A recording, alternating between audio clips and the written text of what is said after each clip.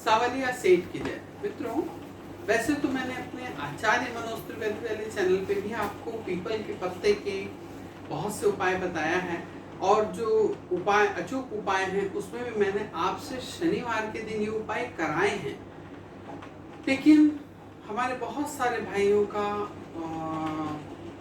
Facebook के ऊपर में कमेंट्स हैं कि वे चाहते हैं कि इसका थोड़ा डिटेल वीडियो बनाया जाए। मित्रों, आज मैं जो उपाय और विशेष आपके टेक्निक लेके आया हूँ वो है पीपल के पत्ते की। और वैसे तो मेरे चैनल के पर ऑलरेडी लॉ ऑफ अट्रैक्शन और क्या बोलते मुद्रा, लक्ष्मी मुद्रा के बहुत सारे प्रकार की वनस्पतियों के बारे में और एंजल नंबर, स्पेल, इसके ऊपर में बहुत सारे वीडियोस ऑलरेडी हैं। आप लोग इस चैनल पे जाके अपने अनुसार उन वीडियो को देख सकते हैं। लेकिन मित्रों, ये वाला जो प्रयोग है ये तो एक ऐसा प्रयोग है कि इस प्रयोग को कई छोटे मोटे जो क्षेत्र के हमारे लोग हैं उन्हें ये बताया गया। तो दरअसल इस प्रयोग को मैंने एक बुक में पढ़ा था और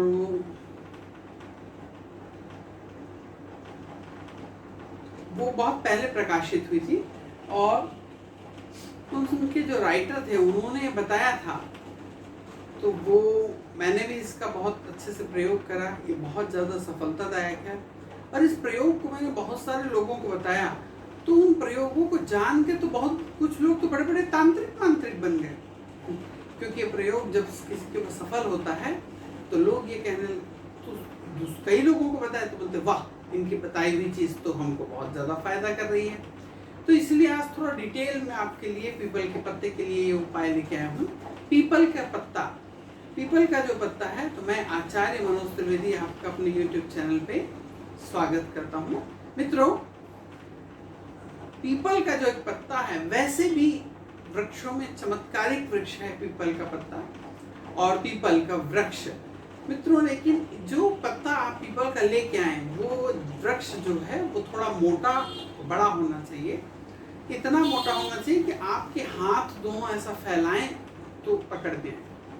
इतना मोटे एक पीपल के वृक्ष, इतने मोटा जो झाड़ हो और जिसकी टहनियाँ घना हो, तो उस घनी उसमें से आपको, ऐसे लोग भी हैं जिन लोग के घर में पति पत्नी का विवाद चल रहा है, तो थोड़ी मेहनत लगेगी। आपको करना क्या है, एक पत्ता तोड़ना है पीपल का और उसको घर में लाकर केसर से, आपको पति से विवाद चल रहा है तो अपने पति का नाम अनार की कलम से आपको लिख लेना है।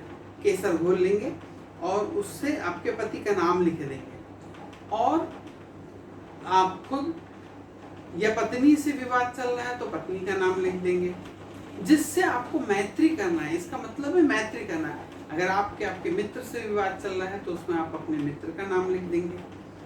अब इस पत्ते को आपको ले जाना है और ये प्रयोग शनिवार के दिन करना है। इस पत्ते को एक, जो उसके पीछे डंठल देगी, इतना विशेष ध्यान रखें कि पत्ता जो है पूरी तरीके से सैगा होना चाहिए, कहीं छेद, टूटा, सूखा, पीला नहीं होना चाहिए और झाड़ से गिरा हुआ पत्ता नहीं होना चाहिए।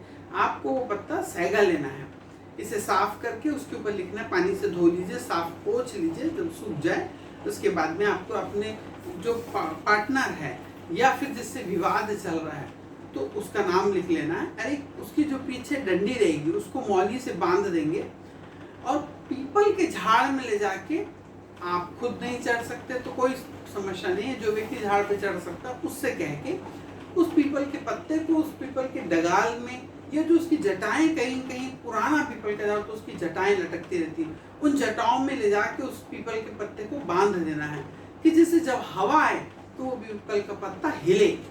जैसे ही आप ये प्रयोग करते हैं तो आप देखेंगे कि जो आपका पार्टनर है या जिससे आपका विवाद हुआ है, वो व्यक्ति के विवाद धीरे धीरे उस हवा के झोंकों के साथ उसका विवाद हटने लग जाता है, मधुरता आने लग जाती है। मित्रों, पीपल के वृक्ष के पत्तों के उसमें हमने आपको बताया था कि शनिवार के दिन का एक प्रयोग, इसके पहले भी मैंने आपको बताया है एक वीडियो में, डिटेल में नहीं बताया है। आज आपको जो मैं बता रहा हूँ कि एक पीपल का सह का पत्ता ले आएंगे और उसे साफ करके पोंछ सुखा लें, कपड़े से पोंछ के सुखा लें। ऐसा ना पोंछ डालें कि टूट जाए या क्रैक हो जाए, वो पत्ता पूरा रहे, उसकी जो ऊपर की जो टिप है वो भी पूरी रहनी चाहिए, डंठल भी पूरी रहनी चाहिए। ले आए केसर से, आप उस केसर से घस लें और अनार की कलम से अनार की कितनी बड़ी डंडी ले आए और उसको पेंसिल जैसे छील दीजिए। जो पूजा पाठ की दुकान है वहाँ पे अनार की कलम मिलती है, आप बोले कि अनार की ना हो, आपके घर के आसपास में कहीं पर कोई अनार का वृक्ष हो तो उससे एक दिन पहले कि मैं अपने पूजा के लिए आपकी टहनी चाहिए मुझे, उससे अनुमति ले लें।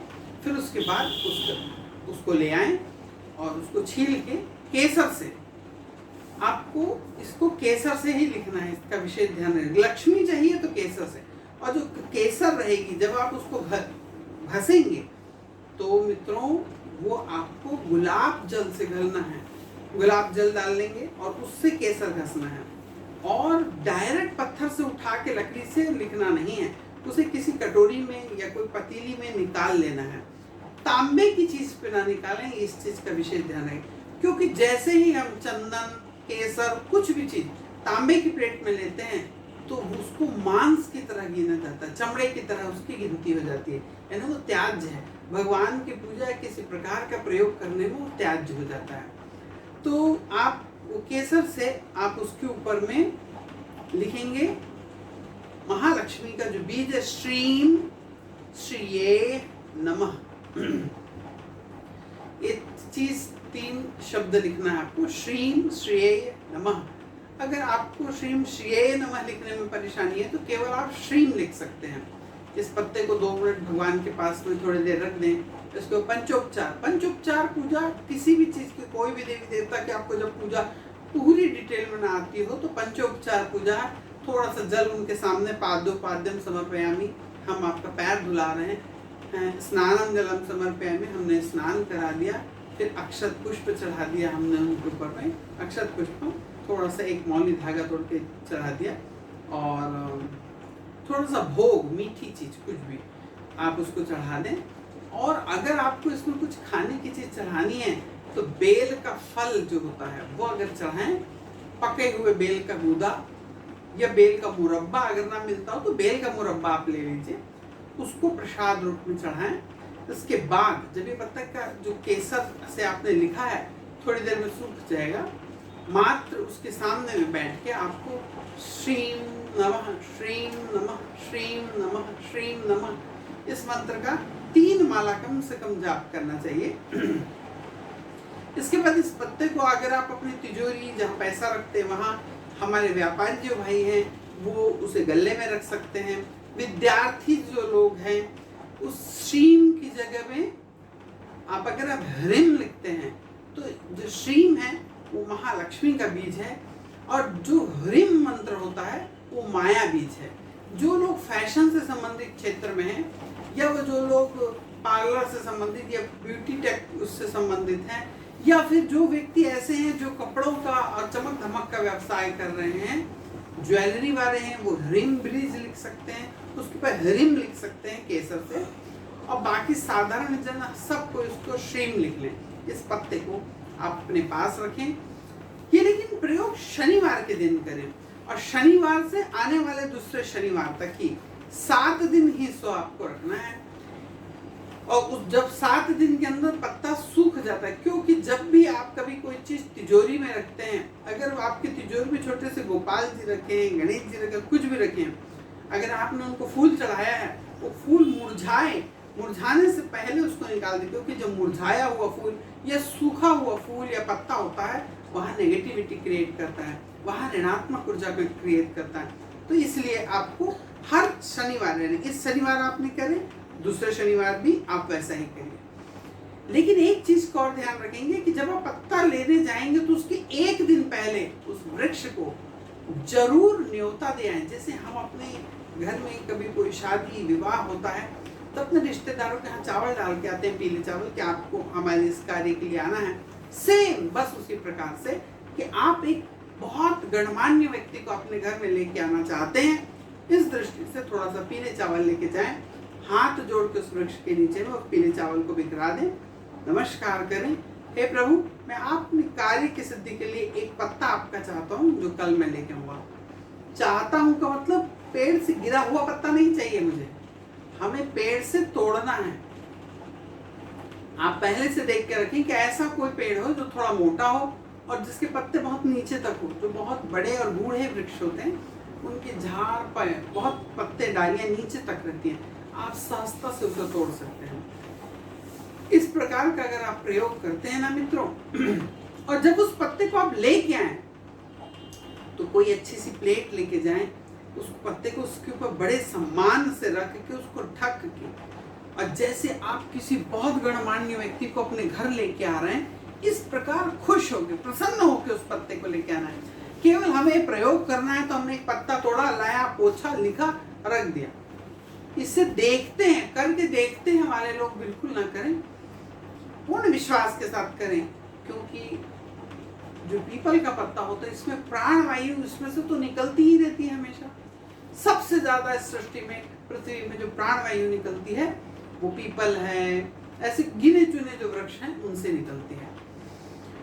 एक प्रयोग मैं आपको और बताता हूं कि अगर इस पीपल के साथ में अशोक का पत्ता अगर आपको मिल जाए तो आप एक अशोक के पत्ते को ले आए, पीपल का एक पत्ता और अशोक का एक पत्ता, इसके ऊपर आप चंदन और लाल चंदन लगाएं तो सबसे अच्छा, ना मिले तो आप रोली लगा सकते हैं। रोली से इस दोनों पत्तों की पूजा कर दें, और ये दोनों, एक पीपल का और एक अशोक का दोनों पत्ता मिला के अगर आप सोमवार के दिन अपने मुख्य द्वार के ऊपर में लगाते हैं तो वहां से लक्ष्मी और नारायण ये दोनों आपके घर की ओर चुंबक की तरह खींचते चले आते हैं। जहाँ पे विष्णु जी का वास है वहां पे निश्चित ही माता लक्ष्मी स्थिर रहेंगी।